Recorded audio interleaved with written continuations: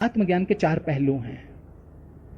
सबसे पहला पहलू कि आत्मा का रूप प्रकाश है, परमात्मा अनंत प्रकाश है, उसी के प्रकाश शक्ति से दुनिया की हर चीज चमक रही है। हमें एक सूरज नजर आ रहा है, लेकिन उसके प्रकाश से करोड़ों सूरज चमक रहे हैं। ये कोई एक ही लोक नहीं है, ऐसी अनेक पृथ्वियां हैं, अनेक आकाश हैं, अनेक पताल हैं, अनेक सूर्य हैं, अनेक चंद्रमा हैं, लाखों की गिनती में। उन सबको प्रकाशित कर रहा है परमात्मा का प्रकाश। वही प्रकाश आत्मा के रूप में हर जीव के अंदर बैठा है। और जिस वक्त गुरु अपना प्रैक्टिकल प्रयोग शुरू करता है तो सबसे पहले हमारे अंधकार जगत के अंदर प्रकाश करता है, दृष्टि खोलता है, दिव्य दृष्टि देता है। दिव्य दृष्टि जो दिव्य को देखती है, सीमित दायरे को नहीं देखती, अनंत को देखती है। यह काम है गुरु का, दृष्टि खोलना। वो ये नहीं कहता दृष्टि खुल जाएगी, खोलता है। डॉक्टर ये नहीं कहता कि ऑपरेशन हो गया 10 साल बाद तुझे नजर आना शुरू हो जाएगा। कैसा कहता आंखों का डॉक्टर? नहीं। जिस वक्त ऑपरेशन करता, पट्टी खोलता है, तो आपसे पूछता है कि क्या नजर आ रहा है। मरीज बताता है, डॉक्टर खुश हो जाता है कि मेरा जो ऑपरेशन है वो कामयाब रहा है। विवेकानंद को दीक्षित किया स्वामी रामकृष्ण परमहंस पूछ रहे हैं कि क्या देख रहे हो? बयान नहीं हो रहा उससे, इतना अनंत जलवा अपने अंदर देख रहा है। कृष्ण से, अर्जुन से कृष्ण पूछ रहे हैं क्या देख रहा है तू? बयान नहीं हो रहा, डूब गया। भगवान शिव पार्वती से पूछ रहे हैं, 108 जन्म के बाद दीक्षित किया। पार्वती भी तो शिव की अनन्य भक्त थी, 107 जन्म उसका तप करती थी, लेकिन 108वें जन्म में जिस वक्त दीक्षित कर रहे हैं, तो महाशिव पुराण के अंदर लिखा हुआ है, वो पूछ रहे हैं कि पार्वती क्या नजर आ रहा है? बताती हैं, ईश्वर के रूप बताती कि क्या क्या देख रही है अपने अंतर जगत के अंदर। गुरु ये काम करता है, आपको आध्यात्मिक जगत में आत्मा के उस रूप का दर्शन कराता है, तब आपका ध्यान शुरू होगा। इसलिए हमारे ग्रंथों में लिखा, गुरु ज्ञान अंजन सच नेत्री पाया, अंतर चानन अज्ञान अंधेर गवाया, ज्योति ज्योत मिली मन मान्या, हर दर सोवा पावण्या। ये घटा, ये मनुष्य के जीवन में घट गया। जिस वक्त ज्ञान का सुरमा आंख खोली, अंतर चानन अंदर प्रकाशमान हो गया, मालिक का रूप नजर आया, अनंत प्रकाश, ईश्वर का रूप प्रकाश, वास्तविक रूप प्रकाश, आत्मा का रूप प्रकाश। कहते जह झिलमिल कार दसंता, तह अनहद शब्द बजंता, ज्योति ज्योत समानी, मैं गुर प्रसादी जानी। भगत नामदेव कहते हैं कि ये कब मैंने जाना? जब गुरु का ज्ञान मिला, मैं अपने अंदर ये जलवे देख रहा हूं, अनंत जलवे। महापुरुषों ने जो कुछ दिया, जो कुछ बताया, जो कुछ लिखा, उन्होंने देखकर लिखा। लेकिन हमारे अंदर तो कुछ नहीं, हम सुनी सुनाई बातें इधर से सुन के अंदर भर लेते, मुंह से बाहर निकाल देते जाकर। हम सोचते कि हम तो बड़े ज्ञानी हो गए। नहीं, अंतर ज्ञान ना आयो जित कित सो जी पाए, बिन डिठा क्या सलाइए अंधा अंध कमाए। कहते जिस चीज को देखा ही नहीं, उसकी महिमा क्या गा सकते हो? उसके गुण क्या गाओगे जिसको देखा ही नहीं? उसकी तारीफ क्या करोगे? देखने के बाद किसी चीज की तारीफ होती, क्या सुंदर है, कमाल है। देखने के बाद, परमात्मा को देखने के बाद गुण गाए जाएंगे। महापुरुष कहते जब देखा तब गावा। उन्होंने देखकर गाया, हम पढ़कर गाए जा रहे हैं, सुनकर गाए जा रहे हैं। हमारे गाने में रस नहीं है, गाए रहे हैं। महापुरुष यही समझाते हैं। पहला पहलू है, आत्मा का प्रकाश रूप है। जब गुरु मिलता है, गुरु की पहली निशानी है कि वो आपकी दिव्य दृष्टि खोलता है। उसी वक्त खोलता है, पूछता है आपसे क्या नजर आया। दूसरा पहलू है ब्रह्मनाद। आपके अंदर अनंत तरह के नाद, जिसे ब्रह्म का नाद कहा, अनाहद नाद कहा, जिसकी कोई हद नहीं है, अनलिमिटेड। ऐसा नाद हमारे अंदर हो रहा है। जिस वक्त गुरु मिलता है, हमारा मन उसमें ठहरता है, बहुत कुछ अंदर हो रहा है। बिना बजाए निष्दिन बाजे घंटा शंख नगाड़ी रे, बहरा सुन सुन मस्त होता है तन की खबर बिसारी रे। ये भक्ति की परिभाषा दी जा रही है कि भक्ति क्या होती है, कैसे होती है, क्या रूप है भक्ति का, शाश्वत सनातन पद्धति क्या है भक्ति की, वेदों का मार्ग क्या है, गीता का मार्ग क्या है, रामायण का मार्ग क्या है, गुरु ग्रंथ का मार्ग क्या है, बुद्ध का मार्ग क्या है, स्वामी महावीर का मार्ग क्या है। उन सभी का मार्ग यही है जो आप सुन रहे हैं। ब्रह्मनाथ, हर इंसान उसको अंदर से सुनता है। जिस वक्त साधक अपने आध्यात्मिक जगत में प्रवेश करता है तो उस अनंत रागों को, जितने राग गीत संगीत बने, उसी ब्रह्मनाद से ही इनकी रचना हुई। तीसरा पहलू है नाम, परमात्मा का नाम। परमात्मा का नाम क्या है, यह सबसे बड़ी कंफ्यूज्ड बात है। इंसान इतना कंफ्यूज्ड है कि नाम, लोग मिलते हैं, हमने नाम लिया हुआ है, वो सोचते कि कोई नाम या कोई शब्द किसी को दे दिया, हमने परमात्मा का नाम ले लिया, गुरु कर लिया। किसी को कह दिया ओम नमः शिवाय जपा कर, वो जप रहा है। ओम एक है जो सर्वव्यापक है, सर्व अंतर्यामी है, सर्वशक्तिमान है। उकार आकार मकार, ओम का अर्थ ये है। नमः नमस्कार, शिवाय उस शक्ति को नमस्कार। लेकिन उस शक्ति को तो देखा है ही नहीं, बोल रहे हैं। कोई कृष्ण को मानने वाला तो जाते हैं, वो कहते तू ओम नमो भगवते वासुदेव ये मंत्र जपा कर। नाम ये नहीं है परमात्मा का, ये तो बनाए गए हैं। ये तो जब इंसान बना, इंसान ने भाषाओं का निर्माण करके ये नाम रखे। परमात्मा का नाम कोई रख सकता है? परमात्मा ने सबकी रचना की और रचना करने वाले ने परमात्मा का नाम रख दिया। क्या बेटा भी कभी बाप का नामकरण करता है? अंधकार, अज्ञानता, पता नहीं है। परमात्मा का नाम तो तब भी था जब सृष्टि की रचना ही नहीं हुई थी। परमात्मा का नाम मतलब क्या? कोई नाम नहीं है जैसे टिंटुक बिंटुक हमने बाहर रखे हुए हैं बच्चों के। परमात्मा का नाम तो एक ऐसी गूंज है, ऐसी वाइब्रेशन, कॉस्मिक वाइब्रेशन है, प्राइमोर्डियल वाइब्रेशन है, जो परमात्मा के रूप के साथ ही जुड़ी हुई है। जब उसका रूप नजर आता है तो उसके नाम का उच्चारण भी अपने आप मनुष्य के प्राणों में होता है। वो नाम कोई शाब्दिक नहीं है। वो ये नहीं कहता कि जाओ तू 2 4 5 7 शब्द तुझे दे दिया, रटता रहे। इस वहम के अंदर बहुत लोग ऐसे भी करते हैं। एक पंजाब में एक बहन जी थे, अनुभव बताते कैसे कैसे लोगों के साथ होता है। तो वो उसको जब नाम लेना, उसको कह दिया, वो नाम भी तो आजकल बना लिए जाते खुद ही, जो मर्जी नाम दे दो, जाओ सब गुरु बनने के लिए गुरु बन गए, नाम मैं तुझे दे देता हूं। पता खुद भी नहीं है कि नाम क्या होता, क्या मतलब है, क्या, क्योंकि जिसको दे रहे हैं उसको भी कुछ नहीं पता। वो मान लेता है, लेके घर आ जाता बड़ा खुश कि मैं गुरु कर लिया। कहते जिनके गुरु है अंधले, चेले भी अंधे कर्म करेण, वो पाने चलन आपने, नित झूठो झूठ बुलेण, आप डुबे कुटुंब स्यों, सगले कुटुंब डुबेन। शास्त्र कहते हैं जिनका गुरु है अंधला, चेला खरा निरंद, अंधे अंधे ठेलिया दोनों कूप पड़ंत। ना गुरु मिलिया ना शिष्य भया, लालच खेलिया दाव, दोनों डूबे धार में चढ़ पत्थर की नाव।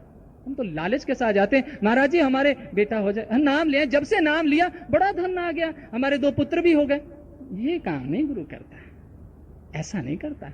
हम तो अपनी वासनाओं की तृप्ति के लिए गाते हैं, बड़े खुश होकर जाते, जब से नाम लिया बड़ा कारोबार भी बड़ा चल पड़ा। नहीं, ऐसी कृपा नहीं मालिक करता किसी पर। वो तो वैसे ही जो आपका प्रारब्ध है वो वैसे ही मिल जाएगा।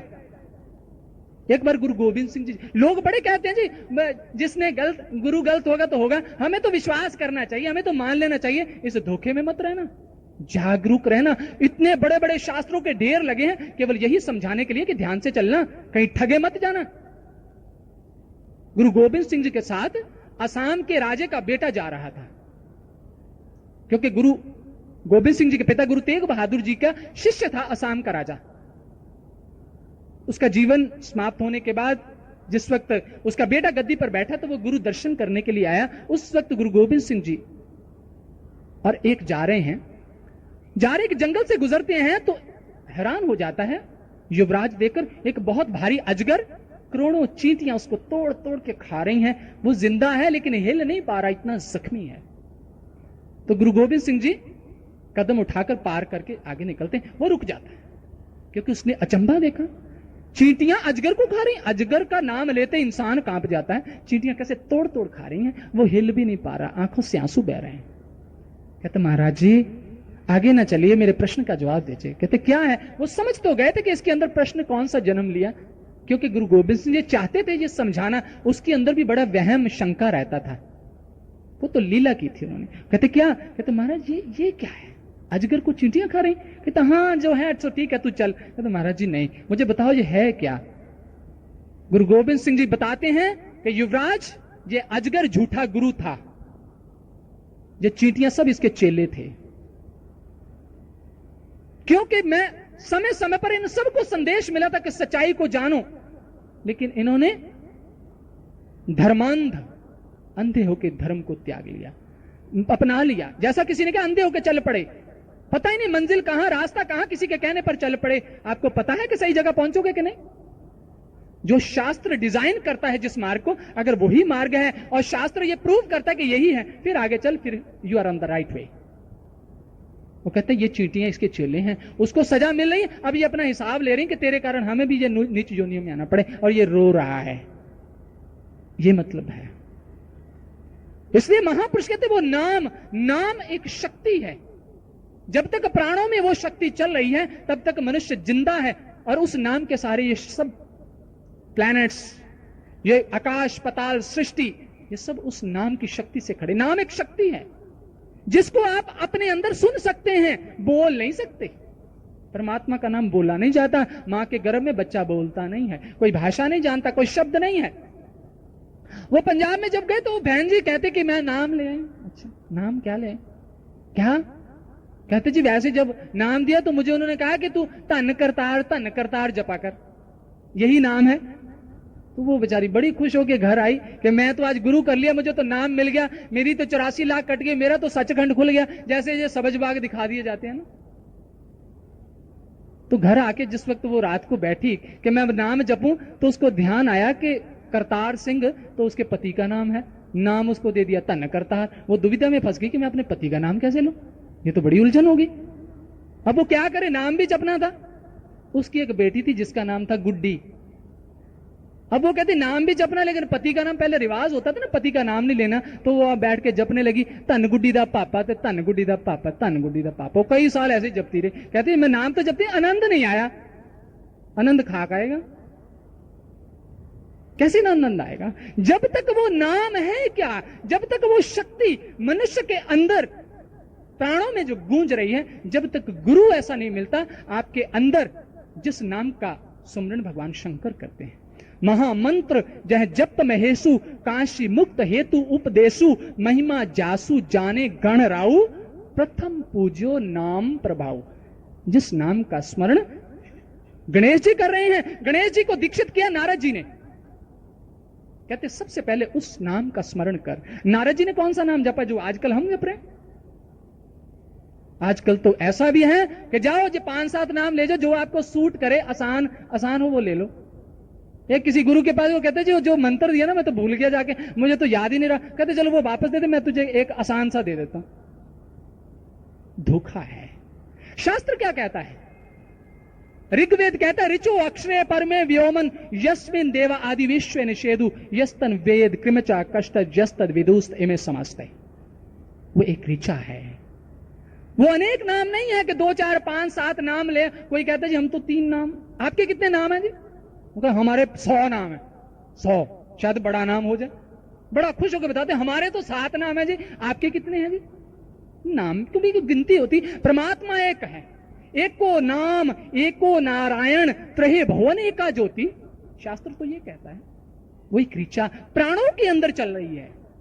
गुरु जब मिलता प्राणों में भेज देता, प्राणों में लगा देता है, सुनाता है।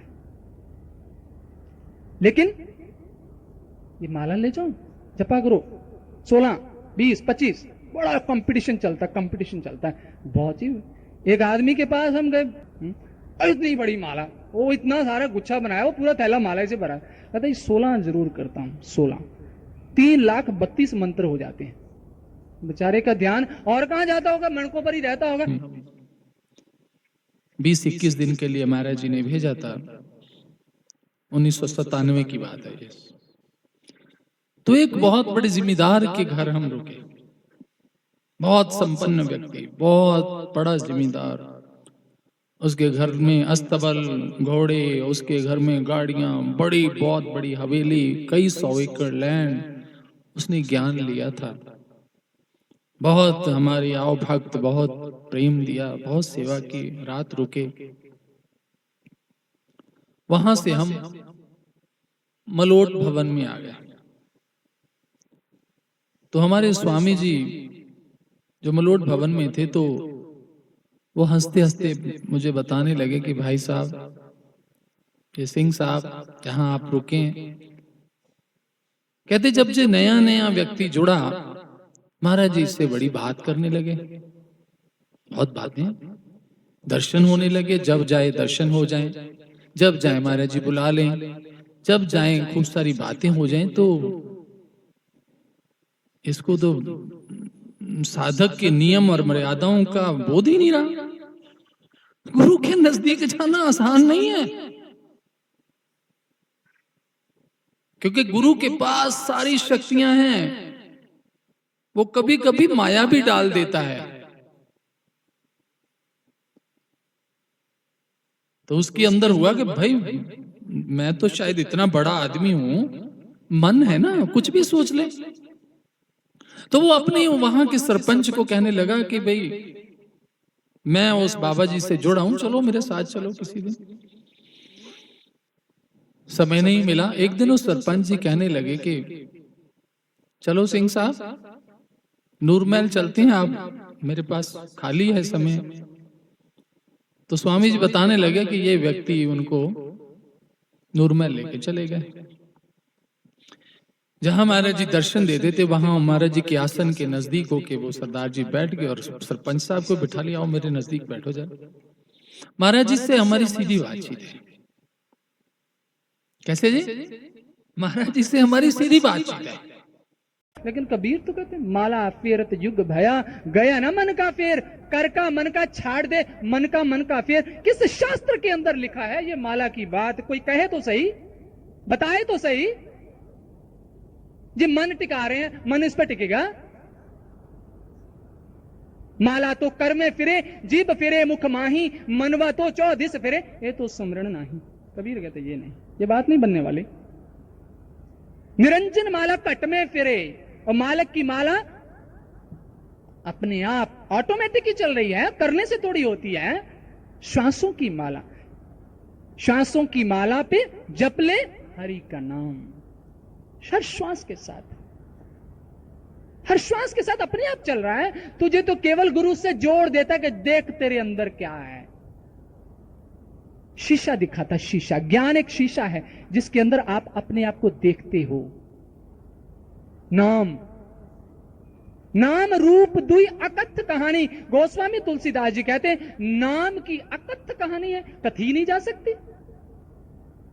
52 अक्षर लोक त्रय, सब कुछ इन्हीं माही, ये अक्षर खिन जाएंगे वो अक्षर इनमें। वो परमात्मा का नाम इन भाषाओं में नहीं, हर ग्रंथ उसके नाम की महिमा से भरा हुआ है, लेकिन नाम इनमें नहीं है। नाम तो अंदर है, हम तो अंदर है। कोई आदमी कहे कि रसगुल्ला खाने से मुंह मीठा होगा, आपको नाम दे दिया रसगुल्ला, अब जपता रहे तेरा मुंह मीठा हो जाएगा, सारी जिंदगी जपते रहो, मुंह मीठा होगा? बताइए। क्योंकि आप जिंदगी में अभी तक देखा नहीं रसगुल्ला होता क्या, एक अनजान है एक चीज से। सोचिए जरा, आप उस चीज से बिल्कुल अनजान, आपको नहीं पता रसगुल्ला क्या बला होती है, लेकिन आपको कह दिया कि ये रसगुल्ला रसगुल्ला किया कर, तेरा मुंह मीठा हो जाएगा एक दिन।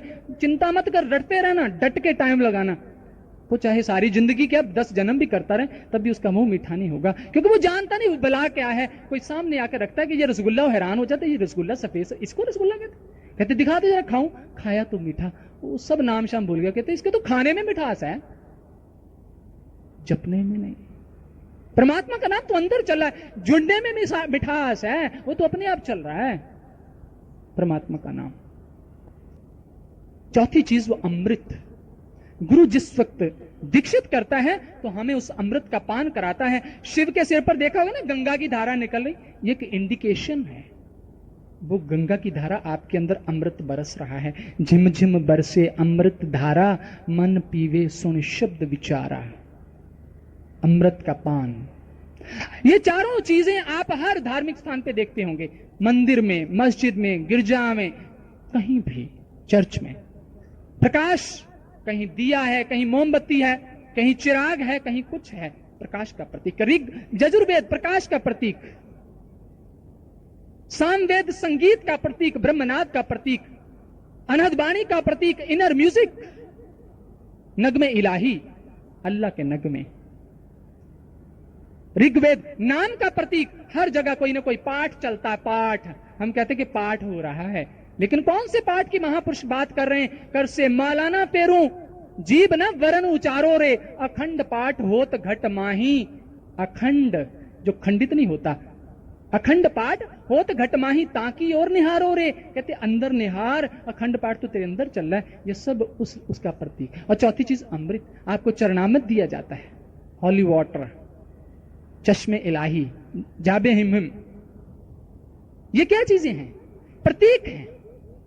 ये चारों चीजें आत्मा का ज्ञान कहलाती हैं। आत्मा का ज्ञान। एक प्रश्न किया था कुछ दिन पहले कि बहुत बहनें करवा चौथ का व्रत रखती हैं, करवा चौथ रखती हैं, लेकिन किसी को नहीं पता करवा चौथ का मतलब क्या होता है। ये मैं किसी चीज का खंडन नहीं कर रहा, मेरी माताएं बहनें बुरा ना माने, मैं अर्थ समझा रहा हूं ताकि आपको पता हो कि सुहागण कैसे होते हैं। किसी से पूछो करवा चौथ का मतलब क्या है? सुहाग के लिए, सदा सुहागण रहने के लिए। बात तो ठीक है, लेकिन दिशा गलत है। बात तो ठीक है कि सुहागण होने के लिए ये व्रत, व्रत का मतलब प्रतिज्ञा। प्रतिज्ञा क्या? करवा, करो, चौथ, इन चारों का अभ्यास बार बार करो। चारों चीजों का, चारों वेदों का निचोड़, ये जो आपको ज्ञान, आत्मा का ज्ञान बताया, प्रकाश, ब्रह्मनाद, नाम और अमृत, करवा चौथ, चारों का बार बार सुमरण करो, साधना करो। करते करते करते करते आपकी आत्मा उस ब्रह्म से लीन हो जाएगी, सुहागण हो जाएगी, सुहागण हो जाएगी। कभी जीव भी कोई सुहागण रहा? एक न एक दिन तो पति को जाना ही है इस दुनिया से, लेकिन हमने अंदर की बात बाहरी संसार से जोड़ दी। आत्मा को सुहागण होना है कि बार बार उसे जन्म ना लेना पड़े। उसी के साथ जिस तरह से एक लड़की है, दुनिया के हर सुख उसे मायके में मिल जाए, लेकिन पति के चरणों में आकर उसे चाहे रूखी रोटी मिले वो सुखी रहती है, सुहागण कहलाती है। बिंदी लगाती है, बिंदी सुहागण का प्रतीक है कि इसका ये नेत्र खुल गया है, ये अंदर उस पिता, उस पति से, परमात्मा से मिल गई। क्योंकि परमेश्वर सबका पति है, परमेश्वर। लेकिन आजकल हमने उल्टी बात कर दी, पति ही परमेश्वर है, क्योंकि परमेश्वर बनने का बहुत शौक है पतियों को भी ना। डांटते हैं, क्या भगवान का नाम लेना, मैं ही तेरा परमेश्वर हूं। भाई तुम भी पत्नियां ही हो, परमेश्वर तो सबका एक ही है, परमात्मा। एक पुरुष इस जग माही और सगड़ी नार सबाई। ग्रंथ कहते हैं एक ही पुरुष संसार में है, बाकी सब नारियां, क्योंकि आत्मा को नारी रूप में कहा गया। सुहागण आत्मा को होना है कि उसको ब्रह्म ज्ञान मिले, आत्मा का ज्ञान मिले, और स्मरण करते करते करते उसकी आत्मा, आत्मा का श्रृंगार हो। हमारी माताएं बहनें श्रृंगार करती हैं उस दिन। देखो प्रैक्टिकल चीजें हैं कि आज करवा चौथ है, श्रृंगार इसी तरह कहते आत्मा का श्रृंगार करना है दैविक गुणों से। सत्य, संतोख, दया, शील, क्षमा, ऐसे दैविक गुण से श्रृंगार हो जाए, और श्रृंगार हुई चीज पति को बहुत भाती है। ईश्वर प्रसन्न होता है कि मेरा अंश आज तैयार होकर आया है, अपना लेता है, सुहागण हो जाती है आत्मा।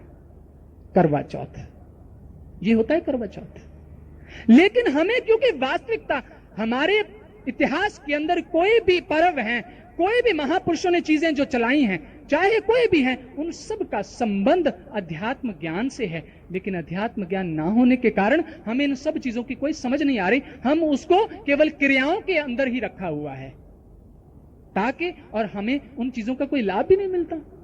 नहीं, उस दिन बहुत कई क्विंटल फेणियां बिक जाती हैं, करोड़ों क्विंटल मिठाई बिक जाती हैं। ठीक है, अब लोगों का हिसाब तब सेट है। ज्ञानी पुरुष को पता है क्या करना है, जो अभी पहले बात कही ना कि क्या करना है क्या नहीं करना। एक महापुरुषों की संगत और ज्ञान के द्वारा, दृष्टि के द्वारा समझ आ सकती क्या करना चाहिए क्या नहीं करना चाहिए।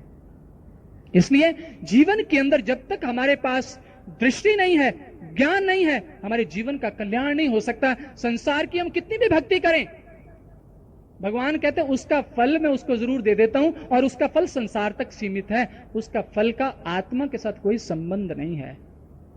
आत्मा को शांति नहीं मिल सकती। वो तो एक टेम्पररी रिलीफ है। जैसे कोई मजदूरी करता है तो मालिक उसकी मजदूरी की कीमत देकर उसको पीछे से हटाता है, उसके अंदर उसके प्रति कोई भाव नहीं है। आप कितनी भी पूजा पाठ करते हैं, परमात्मा, क्योंकि उसे पता कि विधि मेरे मार्ग तक पहुंचने वाला मार्ग इसने नहीं अपनाया, इसने अपने अज्ञानता का मार्ग, बाहर का मार्ग अपनाया, इसलिए वो उसका फल तो जरूर दे देता है, लेकिन वो फल संसार तक सीमित होता है। उसके जीवन का कल्याण, आत्मा को मुक्ति नहीं मिलती, आत्मा तो बंधन में फिर पड़ी रही, क्योंकि मन को पकड़ने वाली वो कुंडी नहीं मिली नहीं थी वो। इसलिए महापुरुष जो समझाने आते हैं, वो एक कसौटी देने आते हैं। महापुरुष कभी किसी की निंदा नहीं करने आते। क्या कृष्ण ने निंदा की? राम ने निंदा की? नानक ने निंदा की? नहीं, निंदा नहीं की। अगर वो सच नहीं बताते तो आज हमें धार्मिक ग्रंथों के रूप में उस सत्य की कसौटी ना मिलती। वो गए हरिद्वार, कोई पानी दे रहा था सूर्य को पानी दे रहा था। अब नानक समझाने लगे कि इसने इसको भक्ति समझ लिया है और सारी जिंदगी जैसे ही करता रहेगा, इसकी आत्मा का कल्याण नहीं होगा, इसकी मुक्ति नहीं होगी। परमार्थ के कारण परोपकार की भावना आ गई, दयालु होते हैं। उन्होंने कहा कि मैं अगर इसे समझाऊंगा कि ये ठीक नहीं है तो ये मेरी बात नहीं मानेगा। तो वो क्या करने लगे कि ऑपोजिट डायरेक्शन में पानी ऐसे डालने लगे। वो मुड़ के देखता गुस्से से, ये क्या कर रहा है? कहते कि मैं पानी दे रहा हूं अपने खेतों में। खेत तेरे कहां है? कहते पंजाब में है। मूर्ख हो गया, ये पानी खेतों तक पहुंचेगा, पंजाब पहुंचेगा? कहते अगर तेरा सूरज तक पहुंच सकता तो मेरा पंजाब नहीं पहुंच सकता। तरीका है समझाने का। उन्होंने एहसास कराने का प्रयास किया कि ये जो तू कर रहा है ये तेरा, इससे नहीं कुछ होगा। ठीक है, बहुत अच्छा बात है, सूर्य को पानी देना भी चाहिए। उससे क्या होता है? वो तो एक साइंटिफिक रीजन है उसके पीछे कि पानी के अंदर से होकर जो सूरज की किरणें पास होकर आपकी बॉडी पर लगती हैं, उससे आपकी बॉडी के कई विकार, शरीर की कई बीमारियां ठीक होती हैं। ये कारण है सूर्य को पानी देने का। इसको तो धर्म से जोड़ा गया ताकि मनुष्य इस चीज की रिस्पेक्ट करे, लेकिन उसने उसी को भक्ति समझ लिया। तुलसी को हम जोत जगाते, सब कुछ करते हैं, हो तो और हम तुलसी की शादी करते हैं। बताओ, बेचारी कई लड़कियां की शादी नहीं हो पाती, लेकिन तुलसी की शादी में बड़ा दाज दहेज जाता है। मैं तो देखकर हैरान रह गया। आज से 3 साल पहले कहीं बैठे हुए थे, जब प्रचार में है, हमारी आंखें भी तब खुली, हम भी तो अंधे ही थे। मैंने कहा ये आज क्या है, बड़े टेंट। कहते तुलसी की शादी हो रही है। तो मैंने कहा अपने ब्लॉक में कोई रहती है? नहीं। कहते वो तुलसी किसी लड़की का नाम नहीं, पौधा। उसके लिए दाज दहेज, कहीं बेड, कहीं वो कड़ा। और मैं कहूं हद हो गई, कमाल हो गई। मुझे यकीन ना आए, पूरी रात तक मैं सोचता रहा। मैं कहा मुसीबत ले लीजिए मैंने बात सुनकर। तुलसी की शादी, अरे ये क्या अंधापन है? तुलसी क्या है? एंटीसेप्टिक है। उसकी जहां वेव्स, जिस वातावरण में वो लगती है, उसके आसपास का जो वायुमंडल है बड़ा शुद्ध हो जाता है, बैक्टीरियलेस हो जाता है, उसमें कोई ऐसे गंदे बैक्टीरिया नहीं रहते, वातावरण शुद्ध हो जाता है। इसलिए उसकी रिस्पेक्ट, और उसको खाओ। हमारे आयुर्वेद के अंदर तुलसी में इतने गुण हैं, आदमी कहते कई बीमारियां, कई दवाइयां बनती हैं तुलसी के पत्ते।